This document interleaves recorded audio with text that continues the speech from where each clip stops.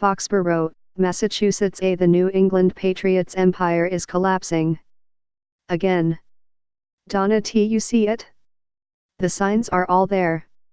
Tom Brady is a cranky 42-year-old, fed up with whippersnapper teammates half his age who repeatedly fail to grasp the ingenious intricacies of his passes. Moody, downcast, and wincing from an aching elbow and toe, Brady looks as if he wants to retire with Gisele Bündchen to the $9 million, 12-bath mansion the couple reportedly bought last month in backcountry Greenwich, Connecticut. Or, he could do the unthinkable as a free agent next spring and sign to play elsewhere. There's a wound that would fester in Boston. Why not just declare that the colonists lost at Bunker Hill? Oh, wait, they did. Speaking of losses, the defending Super Bowl champion Patriots have 2 in their last 4 games, and the usual gang of haters have lined up to point out that New England's 8-0 start to the season was accomplished against NFL patsies, Giants, Jets, Redskins, Dolphins, et Alabama. In eastern Massachusetts, even the locals are wondering why the Patriots' offense has appeared overmatched and inexperienced against stout recent competition like the Baltimore Ravens and Houston Texans. At the same time, a Patriots defense once deemed invincible suddenly seems vulnerable. So much so that Bill Belichick, the UNITA's mastermind and the greatest defensive coach in the history of pro football, admitted to a crack in the armor. A day after his team's defeat in Houston on Sunday night, Belichick conceded the Texans had outwitted the Patriots on occasion. They had us on a couple of scheme things. Whoa. Then there's the 6'6", 265-pound hole in the Patriots' psyche, the retired Rob Gronkowski. Brady, whose team ranks in the middle of the league in third down efficiency, misses Gronk. The Patriots saw troubled running game, 21st in the league, misses Gronk's blocking. The masses in the Gillette Stadium stands, though raucous as ever, Mississippi Gronk because he embodied the everyday fan. Who else can they rally behind? Their longtime kicker, Stephen Gostkowski? No, Gostkowski is out for the season with an injury. In fact, as of Thursday night, the Patriots had no kicker on their roster at all. They have tried and cut 3 replacements for Gostkowski. Punter Jake Bailey would be the only kicker in uniform, and he last attempted a field goal in high school. You see what I mean about the empire crumbling? It could soon get much worse. On Sunday, the upstart, gifted Kansas City Chiefs will come to Foxborough ready to avenge their AFC Championship game loss at home 11 months ago. A defeat against the Chiefs could significantly accelerate the Patriots' spiral. A loss in Houston on Sunday already knocked the team from its perch as the AFC's number 1 playoff seed. Falling against the Chiefs could cost the Patriots the 2nd seed and a first-round bye. The Patriots' remaining schedule includes the feeble Cincinnati Bengals and Miami Dolphins, but there's also a December 21 date with the thriving Buffalo Bills. It's not inconceivable that the Patriots will end up with the AFC's 5th seed. Okay, time for a deep breath, especially for those who would welcome the Patriots' downfall as the greatest holiday present of all time. First, we've been through this so many times before.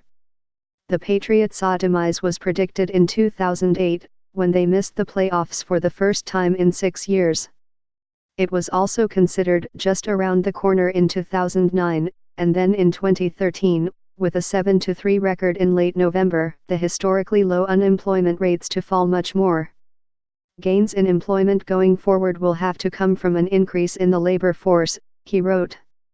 Economists are engaged in a vigorous debate about how tight the labor market is and how many more people are available to work. Mr. Trump's more restrictive immigration policies have significantly shrunk the supply of foreigners who could come to work in the United States. Employment agencies say they are often unable to find candidates to fill the jobs that are open. At every level of employment, it's been super tight, said Yvonne Rockwell, owner of an express employment professionals agency in Santa Clarita, California. I truly believe that anybody who wants to work is working. Southern California has a lot of aerospace companies, and Ms. Rockwell focuses on skilled trades and higher-level positions. "This is our best year ever," said Ms. Rockwell, who opened her franchise 5 years ago. "The competition for workers has helped push up wages, particularly at the lower end of the scale. And Amazon's decision last year to raise its minimum wage to $15 across the country has turned up the pressure in some places. Everyone is struggling now to keep up with Amazon," said John Dickey, who owns 2 express employment agencies in Massachusetts. One company he works with, a light manufacturer in the chemical and food industry, is looking to hire 30 people for jobs that pay $14 to $15 an hour. "This company does drug tests and background tests, and it requires 12 hours on your feet," he said. "And you need to be able to speak and communicate in English." Employers routinely complain about their inability to find reliable workers, but Mr. Dickey acknowledged that many of the available jobs could be less than desirable. "These can be pretty rough working conditions," he said, pointing to the food industry, where people can spend a lot of time in refrigerated warehouses or near industrial ovens. "It's cold, it's hot, it's wet, the floors are slippery, so there tends to be a fair amount of turnover," he said. "The clamor for more workers may make it easier for people who want to turn temporary holiday jobs into permanent ones. Historically, about 4% to 7% of seasonal workers are hired," said Amy Glazer, Senior Vice President of the staffing firm Adecco. This year, she expects that 20% could be retained after the new year. Despite the low unemployment rate, stable, secure jobs that pay a middle-income wage can be hard to find across a range of skills. Alan Kirshner worked as a budget analyst at Bristol-Myers Squibb in New Jersey for 18 years before a restructuring eliminated his job in 2015. "My goal was to find something more permanent like I had in the past," he said, "but those opportunities were much more limited. Companies have used technology to reduce staffing, shifted full-time workers to contracts and often moved the better-paying jobs out of the country or to lower-cost areas in the United States." Mr. Kirshner is now a career coach, a business that he controls, but that offers no steady income or benefits. Researchers have often documented bias against workers over 50 and minorities, especially African American women. The job market can differ radically from one place to another, with a 1.6% jobless rate in Fargo, ND, 4.2% in Binghamton, NY, and 6.1% in Bakersfield, California. "Large urban centers tend to gulp much of the gains," said Julia Pollack, a labor economist at the online employment company ZipRecruiter. Holiday hiring plunged among traditional retailers, according to ZipRecruiter's listings, with rural and suburban areas hit particularly hard. "And a much larger share of temporary holiday job postings are in e-commerce compared to in stores," she said. "The manufacturing picture is more mixed.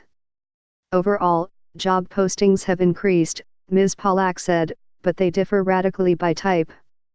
Listings related to computer manufacturing are strong, for example, but demand for automotive workers has been weak. When you look globally, there are some tentative signs that the global manufacturing slowdown is bottoming out," Michael Gapin, chief United States economist for Barclays, said. "But it may take the U.S. manufacturing sector a little longer than the rest of the world to stabilize. We still don't have a Phase 1 agreement," he said, referring to the promised first edition of a comprehensive trade accord with China. "And private sector spending in the U.S. is moderate at best. A trade agreement with China would, of course, be welcome, but Mr. Gapin said that at this point, he did not expect that it would help lift growth. It's more of a going back to the beginning," he said, noting that in the end, China is likely to commit to agricultural purchases that it might have made earlier without tariffs. The government will revise its November estimates 2 more times, and its October estimate once more. "We have seen some moderation in jobs gains, which you would expect," said Rabila Faruqi, chief United States economist at High Frequency Economics. "But the average monthly increases to date, the low jobless rate and the growing share of adults joining the workforce all point to a strong foundation, she said. I think the labor market overall is looking pretty healthy.